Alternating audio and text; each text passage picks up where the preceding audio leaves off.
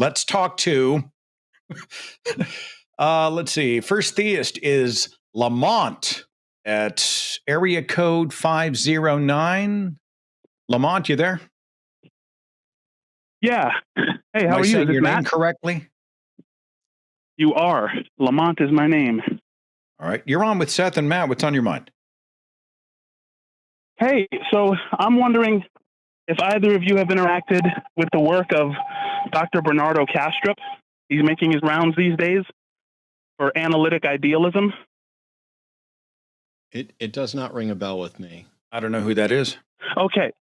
I would love for Matt to, I'm sorry, can you hear me still?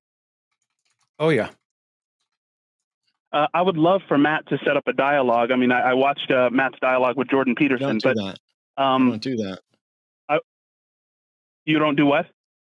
I don't set up dialogues. When I did my thing with Jordan Peterson, that was a third party who booked me to do the event. I don't reach out to these people. I don't arrange events. Even when I did the Unholy Trinity tour with Seth and Aaron, Seth did all the work. I just show up and talk. I'm the laziest person you've ever met when it comes to that. I don't know if that's true. Can you give me a primer?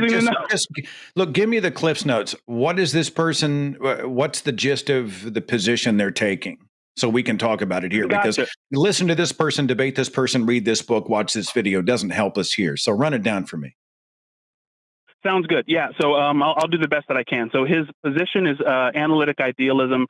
He believes that the reduction base is consciousness, that when it's all said and done, when everyone dies, there is just this pure subjectivity, he calls it. So just consciousness with no object distinction, pure awareness. And what's interesting about this take, he has a PhD in philosophy, another PhD in computer science. And so he's suggesting that this is the most plausible reduction base in metaphysics. So with materialism, of course, he's going to go to the hard problem. And so my question to you is, if consciousness is fundamental, wouldn't it be an omniscient thing, being that all latent and expressed potential for knowledge comes out of this fundamental consciousness? It would also seem to be all powerful, being that everything comes from it. It's kind of the creator in that way. Even if we granted that everything boils down to consciousness, that doesn't tell us anything at all about what consciousness knows or understands or anything like that. But I find it strange that someone is advocating for a position when there has never been a demonstration in the history of the world of consciousness outside of a brain, outside of the physical brain. And yet he thinks everything's reducible to consciousness, so that even after we die and after everything ceases to exist, there still remains consciousness. I'd have to look into what his justification is, but this is antithetical to reasonable epistemology about the world. It is indistinguishable from magic for me right now, but I haven't looked at his book. Sure. Now, I mean, of course, materialism was said to be like, the genie in the magic lamp. I think it was whoever, Darwin's bulldog, suggested that like materialism has that problem of like, how does fluctuating bits of matter with amplitudes, frequencies, and vibrations, magically become what it feels like to taste chocolate? That seems more magical to me than to assume that consciousness is the reduction base in metaphysics, and that the illusion of distinction. Just for clarity, you're saying that because we don't currently understand how matter produces conscious awareness, it's somehow more reasonable to just assume conscious awareness is the foundation, and that matter is just a conduit for it. Why is that more reasonable? Why is something beyond nature? Why is something beyond nature for which we have no evidence more reasonable than just saying we don't have an explanation? Why would consciousness, which is the only thing that we can prove exists, be beyond nature? It seems like the most natural thing. It's the only thing we know for sure exists. I think that no, it's not. So I think that consciousness is a product of the material, but we can't demonstrate that. And so the right answer then is, what's the explanation for consciousness? And the right answer is, we don't know. I don't understand how someone can justify claiming, well, because we don't know, because we don't have an explanation, therefore it becomes reasonable to assume that consciousness just is the foundation. That is fallacious and absurd. Well, I mean, isn't it true that, I mean, if there is an explanation that is free of absurdities or contradictions or those kinds of problems, that it becomes more plausible than ones which are ridden with those problems? No, because saying God miracled everything into existence doesn't necessarily have those problems either. You can posit any number of unjustified, unsupported, hypothetical, cornucopia, panacea type explanations for things, and at no point do any of them become more reasonable, because we don't have the ability to investigate the supernatural. We don't have to have the ability to investigate the material beyond our universe, and we don't have the ability to investigate this foundational proposed consciousness. So you're basically saying something that you cannot test is more reasonable than merely saying, I don't know what the explanation is. Well, I mean, saying I don't know is not, I mean, that's just kind of a state of withholding. It's not really giving, you know, an answer at all, right? I'm not going, it's And what so, it is. and so I think we should start with that. That's a healthy place to start.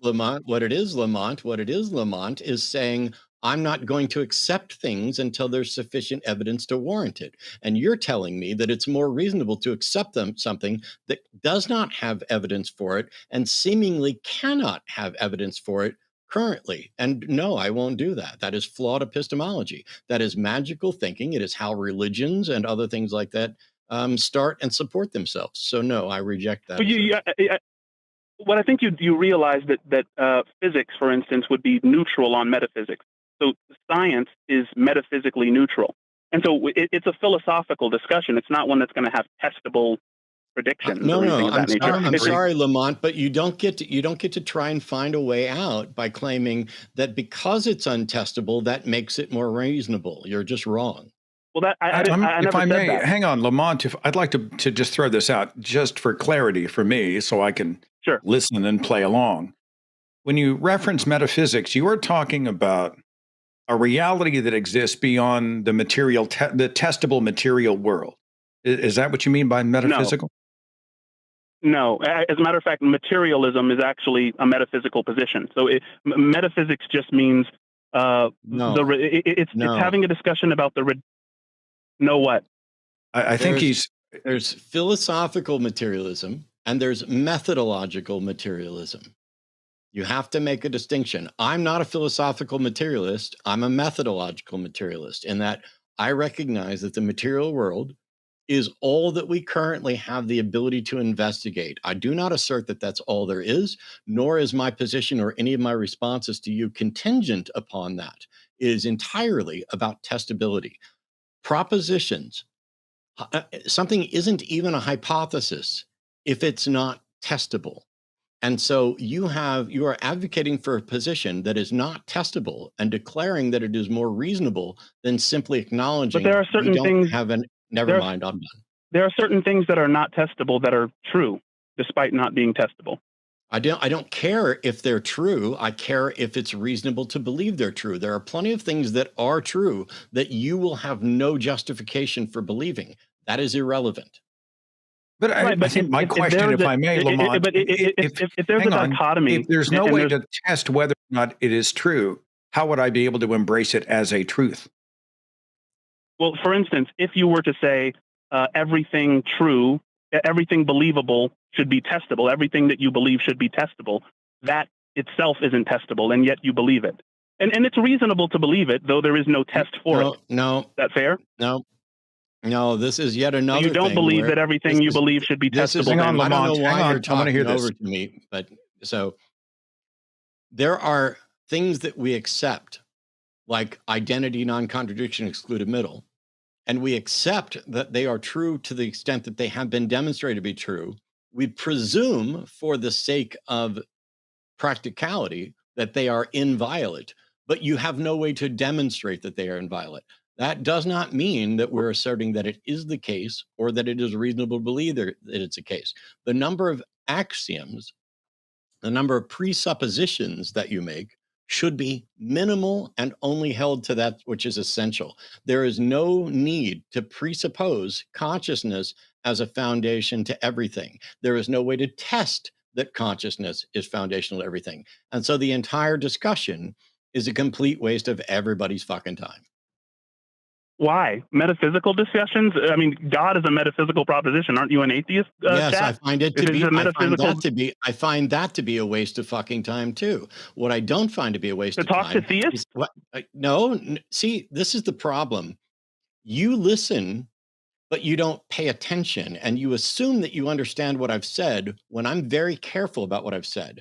I find the God propositions to be a waste of time. The reason I talk about this is not because I'm talking about the God propositions. I'm talking about what real people are convinced of and act in accordance with. That is not a waste of time. It is a demonstrable fact that people believe in God and act in accordance with that belief, whether that God is real or not. That is not a waste of time. And I was very careful in how I framed that. You are very sloppy in how you're listening. Okay, that's fair. I think I've been abiding by the maxim of the cooperative principle so far. But I mean, what I will ask is, in metaphysics, right, consciousness, if we assume that consciousness is fundamental, and that everything comes out of that, your problem with that is that there's no test for it. Is that correct? My problem with that is that you don't get to assume it. It's unnecessary and unjustified. Now, and what you're saying, and just lastly, you're saying that even though there are a myriad of problems that materialism and constitutive panpsychism and dualism have that idealism doesn't, it still doesn't make idealism a better candidate than the ones that do have those problems? Correct. Right. Okay, that'll be our disagreement. I appreciate you having me on. Bye. See ya, Lamont.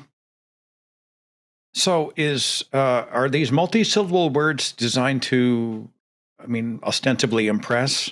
Because I didn't track with all of them. I was like, first of all, I don't know why he was talking about dualism, because I would think that if he was promoting a metaphysical consciousness that exists beyond the material world, that he would be at least a dualist. I don't understand why he was going after dualism there, but go ahead. Well, no. So some of them are designed to obfuscate. Some of them are designed to deflect, because if you weed out the people who haven't bothered to study this or anything else, you can sound like you have a better thing. So even right at the end, after I accused him of listening sloppily, which he did, and we demonstrated, he then proceeded to say, oh, so you're suggesting that idealism isn't better merely because it doesn't suffer from the same problems as materialism and panpsychism and others. And my answer is yes. However, idealism has its own problems as well. There isn't a particular view that doesn't have problems. And if we're going, as a skeptic, I'm only going to accept those things that have evidential warrant. I couldn't possibly care less if somebody comes up with, I have found something that doesn't seem to have any internal contradictions and explains everything. Great. Now show me how we can demonstrate that it's true. Well, your system has problems. I agree. I'm not aware of any system that doesn't have problems. But you know what my system does have? A way to demonstrate that at least if in fact we are sharing a reality, Seth and I both wear glasses. Unless you're all the figment of my imagination or a reality being piped in, basically, we can't solve the problem of hard solipsism. I can't prove I'm not in the matrix and not a brain of that. But I don't feel the need to assume that, because that would mean that if I'm inventing all of reality, that means I just invented that caller and that caller's confusion and that caller's position. And it also means that I've done the same thing for callers whose positions I could not comprehend, even though somebody else did. It means I've taught myself everything I've ever learned. It means that I am sources. Now, there's the other option, which is that somebody's feeding me a reality.